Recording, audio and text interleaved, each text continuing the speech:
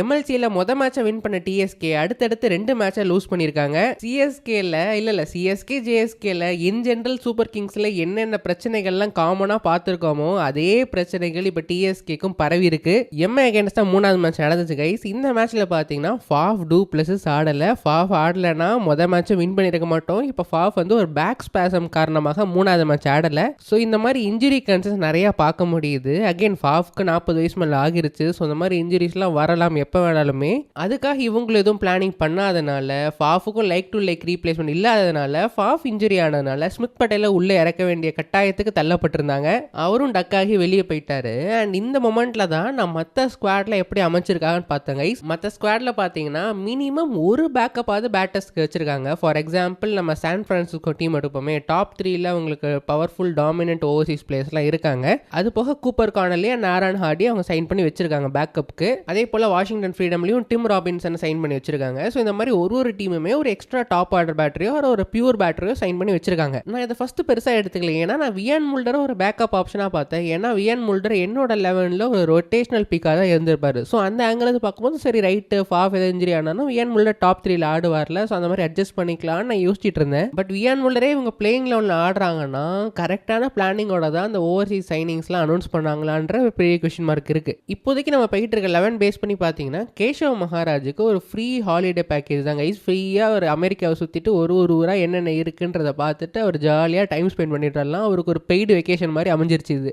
எல்லாருக்கும் இருக்கிற ஜென்ரல் இஷ்யூவா இல்லை இவருக்கு வயசானதுனால வர இன்ஜுரியானு தெரியல கைஸ். வயசாகிறனால வர இன்ஜுரினா நம்ம அதுக்கேற்ற மாதிரி பிளான் பண்ணி ஏதாவது பண்ணியிருக்கலாம். பட் அன்ஃபார்ச்சுனேட்லி நம்மளும் பண்ணலை. இதில் நெக்ஸ்ட் கேல்வின் சேவேஜுக்கு ஏதோ நிகழ் இருக்குன்னாங்க. அண்ட் கேல்வின் சேவேஜ் பார்த்தாலே கொஞ்சம் இன்ஜுரி ப்ரோன் பிளேயர் மாதிரி தான் இருக்குது. ப்ளஸ் அவர் பெருசாக பவுலிங் போட்டது கிடையாது. அண்ட் அவர் பவுலிங் போட ஸ்டார்ட் பண்ணிட்டாருன்னா மேபி அதனால கூட இருக்கலாம். ஸோ இப்போதைக்கு நம்ம டீமில் 2 பேர் இன்ஜூர்ட் ஆகியிருக்காங்க. இல்லை Faf du Plessis more of ப்ரிகாஷனரின்னு நம்புறேன். ரைட் 3 மேட்ச் முடிஞ்சிருச்சு. மொதல் match Faf du Plessis single handed win பண்ணி கொடுத்துட்டாரு. மீதி 2 மேட்ச்ல பார்த்தீங்கன்னா வேற ஓவர்சீஸ் பேட்டர்ஸ் யாருமே ஸ்டெப் அப் பண்ணலை. இப்போ 3வது மேட்ச்ல பார்த்தீங்கன்னா local batters and local players எல்லாருமே ஸ்டெப் அப் பண்ணியிருக்காங்க. ஸோ அது ஒரு சின்ன பாசிட்டிவ் தான். ஃபாஃப் பார்த்தீங்கன்னா ஒரு மேட்ச் அடிச்சிட்டாரு, நம்ம எதுவும் கிரிட்டிசைஸ் பண்ண முடியாது. ரைலி ரூசோ 2 மேட்ச் நல்லா பண்ணியிருந்தாரு. செகண்ட் மேட்ச்ல அன்ஃபார்ச்சுனேட் ரன் அவுட். ஸோ அவரையும் நம்ம கிரிட்டிசைஸ் பண்ண முடியாது. தேர்டா வியான் முல்லர், நம்ம வியான் முல்லருக்கு லாஸ்ட்டாக வரும். ஃபோர்த்து டோனன் ஃபெர்ரா 2வது மேட்ச் நல்லா ஆரம்பிச்சாரு, ரன் அவுட் ஆயிட்டாரு. தென் இந்த மேட்ச் மிஸ் பண்ணிட்டாரு. This is okay. பட் அவர் பவுலிங்ல காம்பன்சேட் பண்ணிடுவாரு. 3வது மேட்ச்ல பார்த்தீங்கன்னா 4 ஓவர் நல்ல டிஃபென்சிவா போட்டு ஓவர் தள்ளிட்டு போயிட்டாரு. மீதி 2 ஓவர்சீஸ் ஸ்லாட்ல 4 பிளேயர் ரொட்டேட் பண்ணியிருக்கோம். Akeal Hosein, Adam Milne, Andre Burger and Hardus Viljoen. And இந்த 4 பேருமே நம்ம கிரிட்டிசைஸ் பண்ண முடியாது கைஸ். ஓரளவுக்கு அவங்களோட ரோலை பண்ணிட்டாங்க. லேக் ஆஃப் ரன்ஸ்னால மேபி கொஞ்சம் ரன்ஸ் போன மாதிரி இருந்திருக்கலாம். பட் அகைன் ஓகே தான். இந்த 4 பேரையும் சரி. அண்ட் இன் ஜெனரல் நம்ம பவுலிங் அட்டாக்கே பெருசாக கிரிட்டிசைஸ் பண்ண முடியாது. ஏன்னா இருக்கிற 150 ரன்னை எவ்வளோ தூரம் கொண்டு போக முடியுமோ அவ்வளோ தூரம் கொண்டு போயிருக்காங்க. அண்ட் பெருசாக ரொம்ப பேடாக போட்டாங்கன்ற மாதிரிலாம் அந்த அளவுக்குலாம் மோசமாலாம் போடல. எல்லாரும் டீசெண்டாக நல்லா பண்ணியிருக்காங்க. லோக்கல் பிளேயர்ஸில் பார்த்தீங்கன்னா Saiteja is been a big disappointment. நம்ம நிறைய அவரை ட்ரஸ்ட் பண்ணி இன்வெஸ்ட் பண்ணியிருக்கோம். எப்போ கிக் ஆஃப் ஆகுன்றது தெரியல. இன்டர்நேஷனலாக நல்லா பண்ணிட்டு இருக்காரு. ஸோ டெஃபினட்டாக அதுவும் ஒர்க் ஆகி தான் ஆகணும், வேறு வழி இல்லை. நெக்ஸ்ட்டாக மிடில் ஆர்டரில் சிவம் ரஞ்சனே அண்ட் மிலிந்த் குமார் வந்து அவரோட கெப்பாசிட்டி அவ்வளோதான், அதுக்கேற்ற மாதிரி பண்ணியிருக்காரு. அவர் ஸ்பின் அடிக்கிறதுக்கான ரோலை தான் ஆடுறாங்கன்ற நம்பிக்கையாக நான் இருக்கேன். ஸோ அந்த ரோலுக்கு ஓகேயான பர்ஃபார்மன்ஸ் தான். சிவம் ரஞ்சனே ஒரு டிசப்பாயின்மெண்ட் கேட்டகரியில் இருந்தார். பட் 3வது மேட்ச்ல ஒரு 49 ரன் அடிச்சு கொஞ்சம் நின்று கேம் எடுத்துகிட்டு போனார். ஸோ அதனால் அவரும் டீசென்ட் கேட்டகரியில் வந்துட்டார். நெக்ஸ்ட் நம்ம பவுலர்ஸில் Mohammad Mohsin and Amshi de Silva. Mohammad Mohsin first match நல்லா பண்ணார். ஓகேயான பர்ஃபார்மன்ஸ் தான். ஒரு ஓவர் மட்டும் மட்டமாக போட்டார். பட் அதை தவிர அவரோட ரோல் அவர் பண்ணிட்டாரு. பட் பிக் ஆஃப் த லாட்னா அம்ஷி டி சில்வா தான் கைஸ். வேற லெவல் பேஸு, வேற லெவல் பவுன்ஸு, வேற லெவல் வேரியேஷன் எல்லாமே வச்சிருக்காரு. ஒரு ஸ்ரீலங்கன் பவுலர் அமெரிக்கன் சிட்டிசன்ஷிப் வாங்கினது நமக்கு ஒரு அட்வான்டேஜாக போயிடுச்சு. அப்பப்போ பேட் பால்ஸ் போடுறாரு தான். அண்ட் பேட்டிங்கில் 2 வாட்டியும் பிரெயின் ஃபேடாக அவுட் ஆகிட்டு இருந்தார். பட் இருந்தாலும் அவர்கிட்ட பவுலிங்கில் ஒரு ஸ்கில் இருக்குது. ஸோ அந்த ஸ்கில்லுக்கான ரோலை அவர் அழகாக காட்டியிருக்காரு. இதை வச்சு இதுக்கப்புறம் நல்லா க்ரூம் பண்ணி நெக்ஸ்ட் சீசன்லாம் நல்லா பண்ண வைக்கலாம். அண்ட் இன் ஜென்ரல் நம்ம ஒன்று ஞாபகம் வச்சுக்கணும், எம்எல்சியில் இந்த யூஎஸ்ஏ பிளேஸ் எல்லாருமே சப்போர்ட்டிங் ரோல்ஸ் பண்ணுறாங்களா தான் பார்க்கணும். மேட்ச் வின்னராக வந்தால் that is fine, that is a போனஸ்னே வச்சுக்கலாம். இப்போ Shivam Ranjane has been a match winner for us. Like extreme match winner கிடையாது, அந்த ஊர் ஸ்டாண்டர்ட்ஸ்க்கு அவர் ஓரளவுக்கு மேட்ச் நல்லா வின் பண்ணி கொடுத்துருக்காரு. இந்த டோர்னமெண்ட்டை வின் பண்ணுறதுக்கான ஒரே சீக்ரெட் அவுட் ஓவர்சீஸ் பிளேஸ் மட்டுமே ஆடி வின் பண்ணுவாங்க கைஸ். பேட்டிங்கும் அவங்க தான் பண்ணணும், பவுலிங்கும் அவங்க தான் பண்ணணும், ஃபீல்டிங்கும் அவங்க தான் பண்ணணுன்ற மாதிரி எல்லாமே ஓவர்சீஸ் ஸ்டார்ஸ் மூலமாக தான் இந்த டோர்னமெண்ட்டே டிசைட் ஆகுது. நமக்கு இது வரைக்கும் நல்ல லோக்கல் பிளேஸ் இருக்காங்க. ஸோ இந்த மாதிரி லோக்கல் பிளேயர்ஸ் நல்லா சப்போர்ட்டிங் ரோல் பண்ணி கொடுப்பாங்கன்ற போது இவங்களை சுற்றி கரெக்டாக ஓவர்சீஸ் பிளேயர்ஸ் எடுத்தாலே நம்ம ஈஸியாக டோர்னமெண்ட்டை வின் பண்ணலாம். அண்ட் இங்கே தான் நம்ம சிஎஸ்கேல பார்த்து சலிச்சு போன ஒரு பிரச்சனை டிஎஸ்கேலையும் பார்க்க முடியுது. ஃபஸ்ட்டு என்னதுன்னா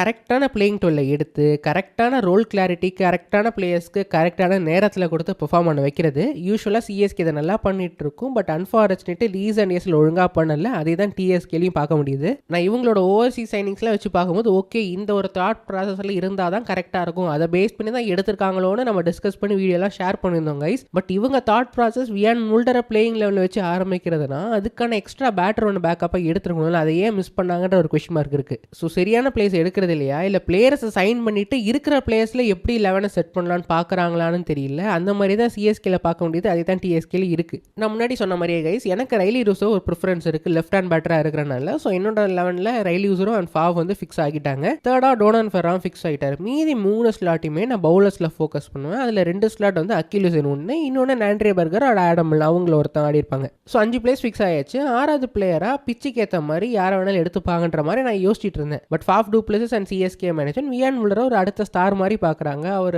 ஆல்ரவுண்டராக இருக்கிற ஒரே காரணத்தினால் அவர் எல்லாமே பண்ணுவார், அவர்கிட்ட ஏதோ இருக்குன்ற மாதிரி பார்க்குறாங்க. விச் இஸ் அப்சல்யூட்லி ஃபேர்னு வச்சுப்போம். அவரும் ஒரு பேட்டிங் ஆல்ரவுண்டராக தான் ஆடுறாரு. அண்ட் பவுலிங்கை பொறுத்தவரை ஒரு ஃபேஸில் கரெக்டாக நல்லா போட்டுருவாருன்ற கான்ஃபிடன்ஸே கிடையாது அவர்கிட்ட இருந்து. ஏன்னா அவர் போடணும்னா பால் சீம் ஆகணும். சவுத் ஆஃப்ரிக்கன் பீச்சஸில் பால் எங்கேயா சீம் ஆச்சுன்னா அவர் வச்சு ஓவர் ஓட்டிடலாம். பட் ஜென்ரலாக ஃப்ளாட் ட்ராக்காக இருந்துச்சுன்னா அவர்கிட்ட டிஃபென்சிவ் ஆப்ஷன்ஸ் கிடையாது. அவரோட ஒரே டிஃபென்சிவ் ஆப்ஷன் இவங்க சொல்லிக் கொடுத்த ஒய்டியா இருக்க ஸ்ட்ராட்டஜி. டக்குன்னு ஒரு பவுன்சரோ ஒரு back of the hand slower ஒன்னோ ஒரு ஆஃப் கட்டரோ லெக் கட்டரோ எதுவுமே அவர் போட மாட்டார். ஈவன் அம்ஷி டிசூலா கூட வேரியேஷன் வச்சிருக்காரு நிறையா. ஸோ இதனால என்ன ஆகுதுன்னா நமக்கு ஆல்ரவுண்டர் தான் பிரச்சனை. ஸோ வியான் முல்டர் ஆல்ரவுண்டர் எடுத்துட்டு வியான் முல்டர் தான் அந்த ரோலுக்கு யூஸ் பண்ணிட்டு இருக்காங்க.